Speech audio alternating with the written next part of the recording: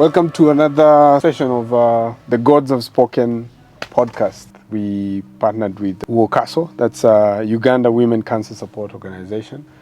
This particular episode is to spotlight these stories, to allow them to walk us through their journeys and talk to us about what they've gone through, and hopefully, it encourages someone out there, it challenges someone out there, and gives someone the strength and the hope that they can actually survive cancer.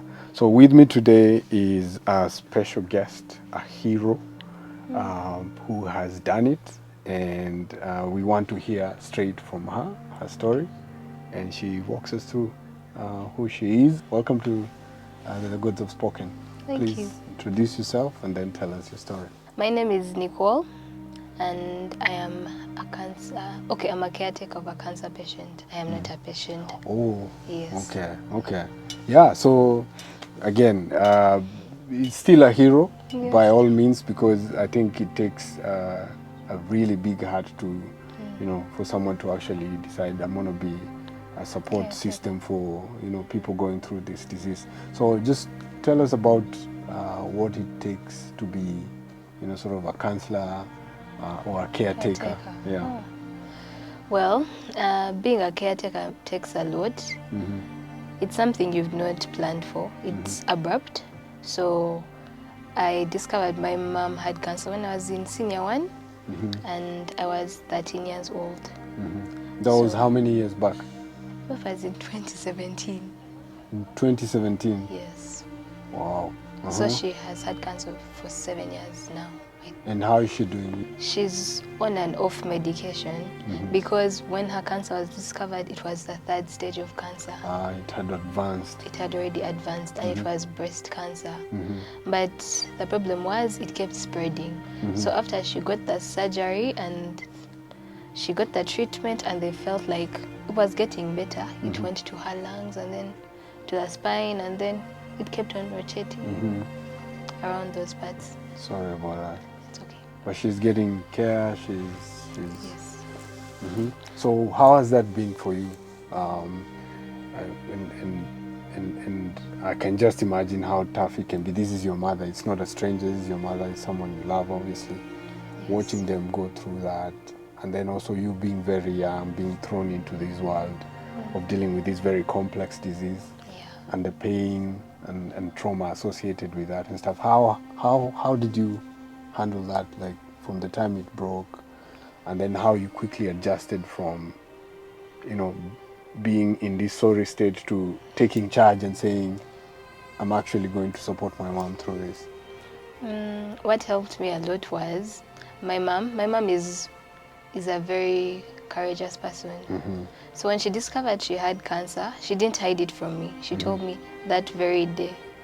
She told me, I have cancer, this is what I'm going to do, and yes, this is what we are going to do together. I can't do it alone because she's a single mom.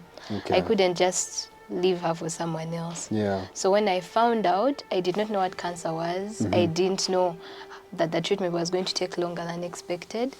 So we did things slowly, step by step. I would go to the hospital with her, and when I went to the hospital with her, I was able to see other people who were sick.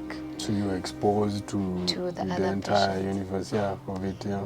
Yeah, so when I went to the hospital and I was able to see other sick people, I was able to relate to the situation. I made friends there at the hospital, and when she started getting treatment, she entered an organization. It's called Uganda Child Cancer Foundation. So when she joined the foundation, she would take me to work with her. Yeah. And there were these little kids with cancer. Yeah. So when I saw the young children, I was encouraged, and I felt like if I can do something to help them, then it's better for me to spread the awareness. Yeah. So that's how I started getting more conviction to help my mom, to get used to the situation. Because I met so many people who are going through what I went through, and there were others who are in harder situations. Yeah. Because my mom is a patient who easily cooperates with the doctors. Yeah. When they tell her this chemo, we are done with it, but you need to add more, maybe 6 more doses, she does not refuse. But my other friends have parents who do not want to continue with the treatment. Yeah. Or They can stay home for like a month and it gets worse, and then that's when they'll come back. So it made things easier for me. And when I was sad, I went to Ukaso and they helped me get therapy. Yeah, they've been very supportive. Okay. And these talks are... So they helped with just your mental state, you getting to grasp with whatever is going on. Because that was going to be my next question. Like, how do you cope mentally? Like, where do you get your strength from? Because, yes, you say your mom is strong, but also your mom is going through this. So who fills your cup? Where do you go back and re-energize, come back, and you're in a place where now you can support your mom more? Okay, I can't say it's easy because, okay, there's a state you reach in where the situation is so hard and you no longer feel those emotions. Yeah. There are times You when I'll just numb.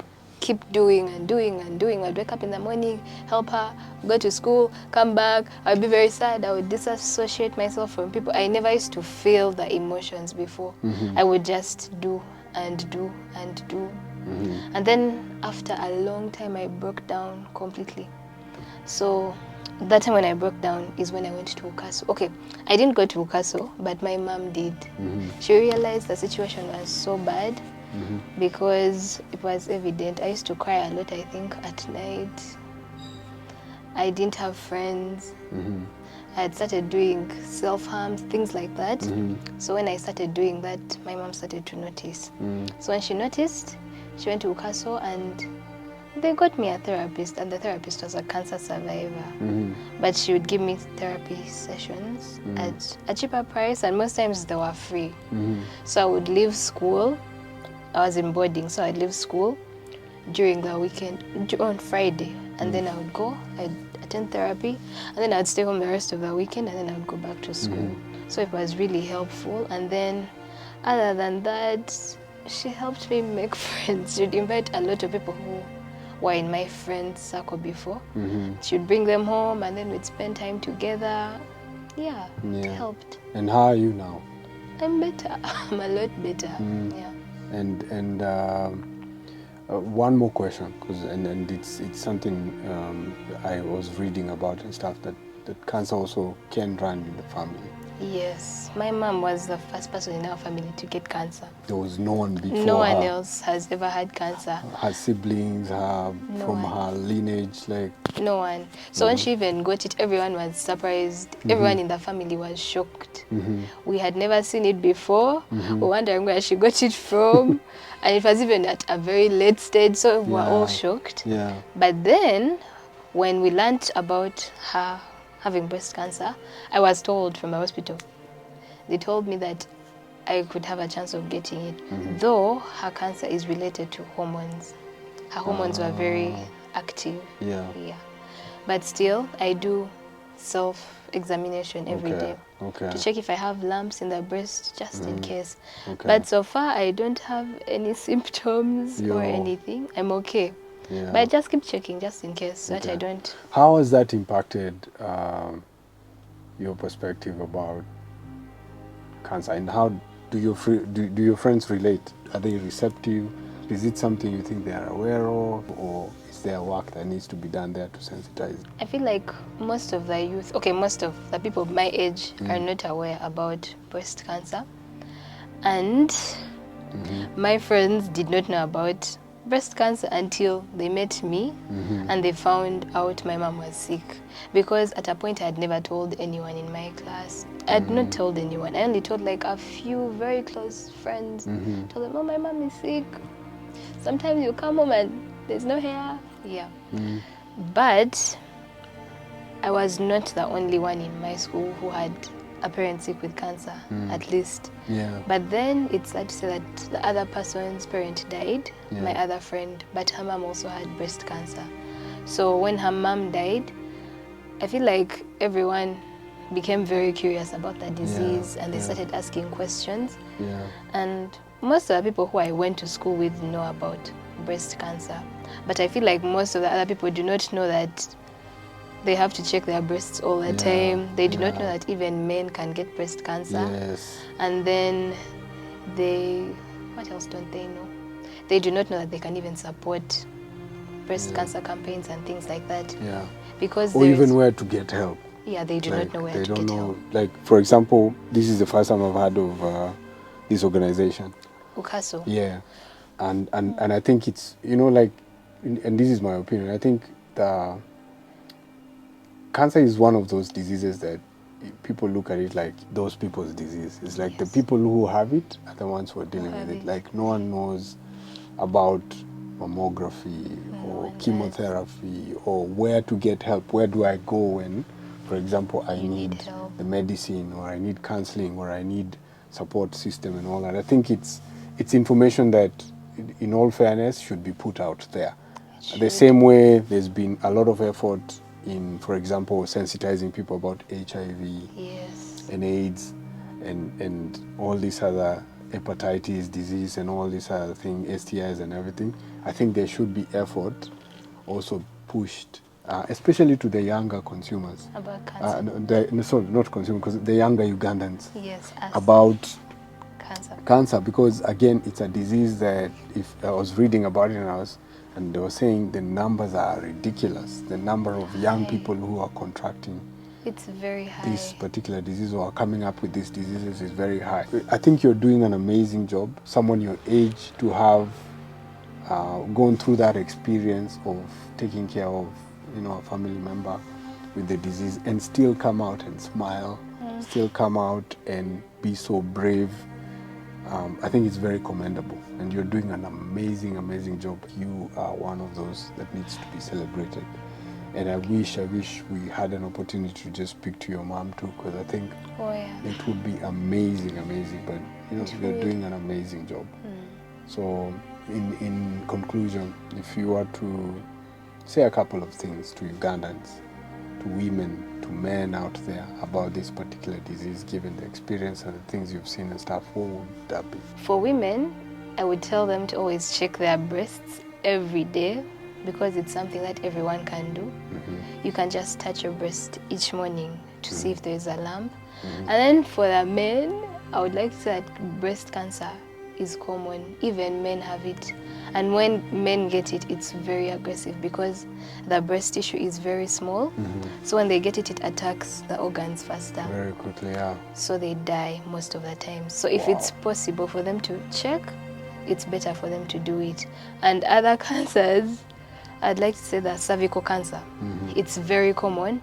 Even girls over the age of 17 get cervical cancer because many people have sex these days, and girls should carry out cervical cancer screening, and men should get circumcised because they are the carriers of HPV. So when they carry the HPV and they sleep with a girl, there are high chances. So cervical cancer screening is important. Breast cancer self-examination is important. And also caretakers should also think about their emotions. It's important for you to talk to someone. And also look after yourself. Even if you have a patient to look after, you also sometimes take care you of can yourself. break down. True. That's all. So thank you very much. Man, you've had it. You're not out of the woods. You also have breasts. They might not be big, but when that thing catches up with you, because again, it's not big, it's going to go fast. So take care of yourself. Self-check. I don't know how they do it, but Simple. It's you raise simple. your hand and then you press the breast to feel if there is anything inside. If you keep doing it every day, you'll get to know how your breast feels. So once there's a slight change, you will know. You'll know. Yeah. Okay, ladies, you've had that. So you do that every day, make it a routine. And the purpose of this, obviously, is early detection. The earlier you get this disease, the easier it is to actually recover and to get treatment and to get rid of it. So thank you very much, and thank you for coming in. We celebrate you. We celebrate the efforts you're doing as a caregiver. And all the best to your mom. We'll put her in prayers and hope for the best. Thank you so much.